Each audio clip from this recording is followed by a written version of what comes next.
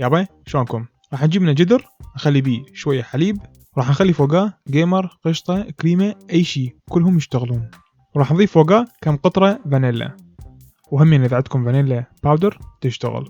نخلي الجدر مالتنا على نار هادية، نخلطه كل زين بحيث الكريمة تتوزع ويا الفانيلا ويا الحليب، وننتظر إلى أن الحليب مالتنا يحمى يصير حار، بس شنو ما يغلي، بس فقط على الأطراف يطلع عندنا فقاعات. نجيب لنا كاسة كبيرة ونخلي يمها جلاس. بالكوب ايش راح نخلي؟ راح نخلي بياض البيض، والصفار راح نخليه بالكاسة. راح نحتاج كم صفار؟ 3 صفارات و3 بياضات، كل واحد نحطهم واحد. ملاحظة بالوصفة هذه راح نستعمل فقط صفار البيض، بس البياض هذا تقدرون تسوون بيه ثومية مع الشاورما والترتيبات رهيبة. الوصفة مالتها على الانستغرام. فوق ال3 صفارات البيض راح نخلي كمية الشكر اللي أنا كاتب لكم إياها، المقادير كلياتها وين بالشرح مال الفيديو. هسه راح نجيب الخفاقة نطق الصفارات مال البيض ونبدي نخفق نخفق ونخفق، وهمين نخفق بعد ونخفق بعد إلى أن يصير عندنا شلل مؤقت باليد، إلى أن نوصل مرحلة واللي هي ليزون. شنو ليزون؟ باعوا هذا من يصير عندنا لونه أصفر فاتح وهيك قوامه كريمي، ليزون مالتنا صار جاهز. بعدها راح نخلي فوقاه 3 خواشيق كبار نشا، 1 2 3. راح اخفقها كلش زين بحيث النشا همينه يذوب كلياته وين بالخليط مالتنا واللي اسمه كان شنو؟ ليزون، حكى الفرنسي حكى.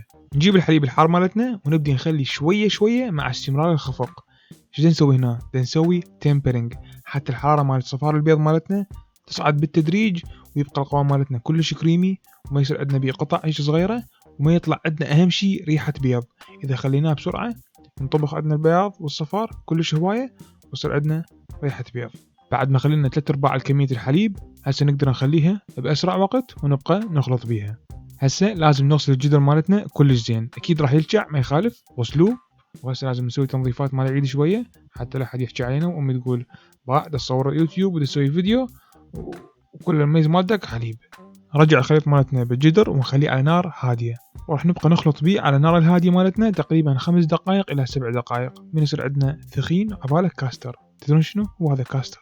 وهذا كريم باتيسير مالتنا صار جاهز. بعد تشوفون شلون صار، قوامه كلش ثخين وكريمي ويخبل. حتى أبرده بسرعة راح أجيب صحن مفتوح وأخلي كريم باتيسير بيه.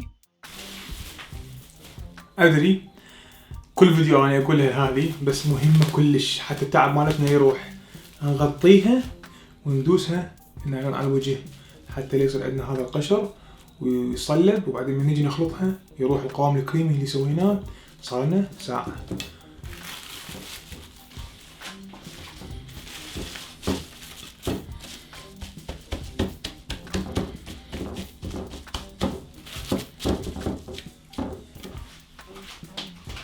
هسه راح نجيب كمية الزبدة مالتنا، وأهم شيء نقطعها مكعبات. ليش؟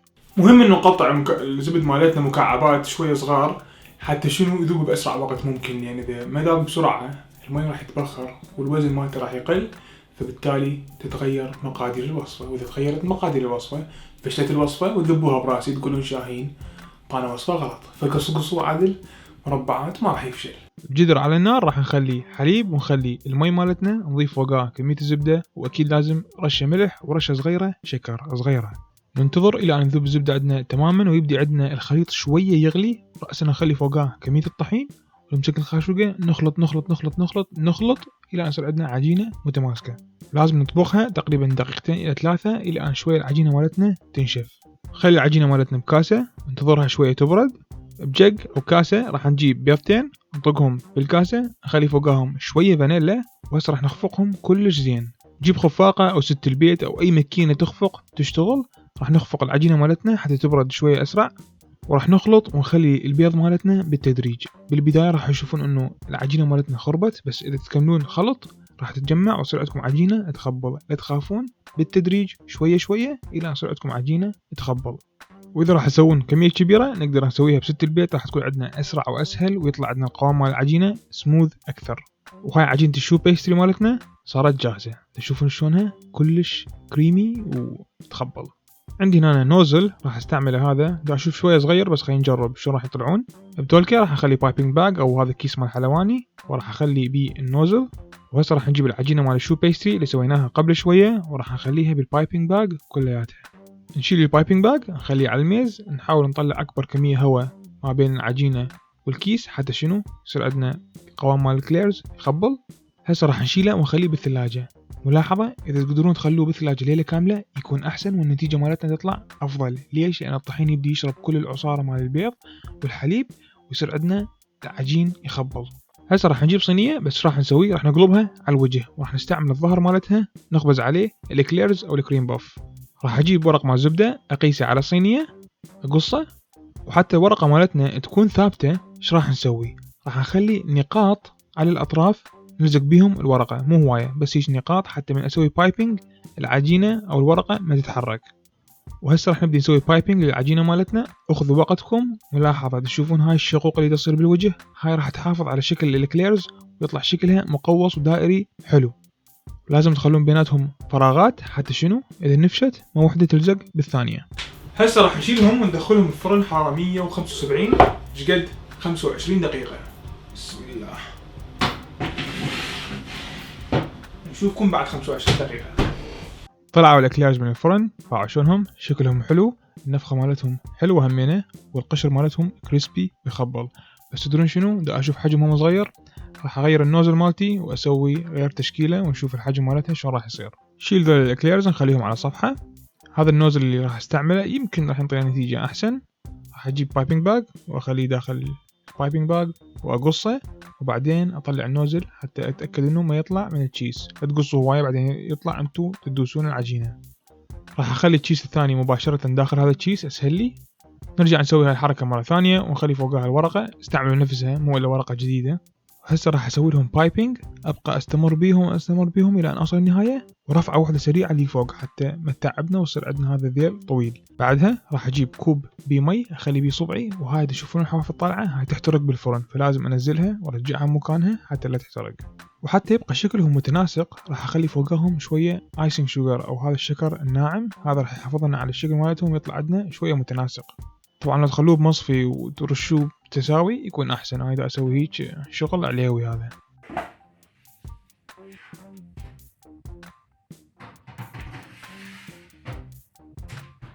هسه راح نطلعهم بالفرن بعد 25 دقيقة خبز. ولا عشانهم صاروا نوت باد زينين، بس يمكن لو أكبر يلا ما خلي نمشيها هالمرة. راح نخليهم على صفحة يبردون كلش زين. هسه راح نجيب الحشوة اللي سويناها واللي هي الكريم باتيسير، راح نطلعها من الثلاجة، نشيل النايلون من عندها ونخليها وين بهاي الكاسة. وهسه راح اجيب الخفاقة واخفقها كلش زين. كل ما نخفقها اكثر كل ما يدخل بيها هواء، كل ما يصير عندنا قوامها كريمي اكثر. شفتوا شلون صارت؟ توب. ملاحظة نقدر نضيف فوقها زبدة، نقدر نضيف فوقها بعد كريمة اذا تحبوها دسمة اكثر، بس انا احبها هيك تخبل. ناخذ الكريمة مالتنا ونخليها وين بالبايبنج باج حتى نقدر نضخها داخل الاكليرز. هسه وصلنا مرحلة الحشي. راح نجيب اكليرز نقلبهم من جوا وراح نسوي بيهم ثقبين من قدام ومن ورا. بعدها ناخذ الاكليرز ندخل بيها البايبنج باج ونبقى نخلي بيها اكبر كمية كريمة الى ان يصير عندنا الاكلير ثقيلة وتخبل. صدق شو يسموها انتو، اكلير لو كريم باف. هسه راح نحضر الجناش اللي يغطون بيه الاكليرز. ايش راح نجيب؟ شوكليت نقصها بالنص، وهسه راح اثرمها ناعم، بعدين ارجع انعمها بعد اكثر حتى تذوب عندنا باسرع وقت ممكن. تمام. جدر صغير راح اخلي شوية حليب تقريبا 3 خواشيق مال اكل كبار، وخليهم الى ان يحمون شوية. صار عندنا الحليب حار، راح نجيب الشوكليت مالتنا ونخليها بالحليب ونبقى نخلط بيها الى ان كل الشوكليت تذوب ويصير عندنا جناش يخبل. طبعا تعتمد على نوعية الشوكليت مالتكم، مرات نحتاج حليب اكثر ومرات حليب اقل. راح نخليه بكاسة ونريده شوية يبرد حتى يلزم على الاكليرز وما يبهدلنا. ناخذ حبة حبة اكلير وندخلها بالشوكليت جناش اللي سويناه قبل شوية. ايش راح نسوي؟ راح نبقى لازميها بحيث كل هذا الزايد ينزل، ونمسحها هاي النهاية الأخيرة بأصبعنا عشان صارت سوبر كشخة. شيلها خليها بصفحة. وأكيد راح نستمر ونسوي كل الكمية. وهاي الأكلاز مالتنا صارت جاهزة. باو، شوفوها شلون مليانة كريمة مليانة. هسه راح نجربها. بسم الله.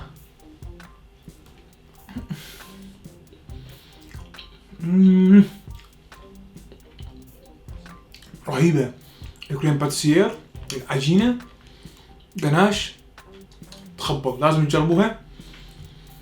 شكرا للمتابعة، ان شاء الله حبيتوا هاي الوصفة. في مان الله. واللي يحب يشوف فيديوهات بعد تابعونا على انستغرام، فيسبوك، يوتيوب.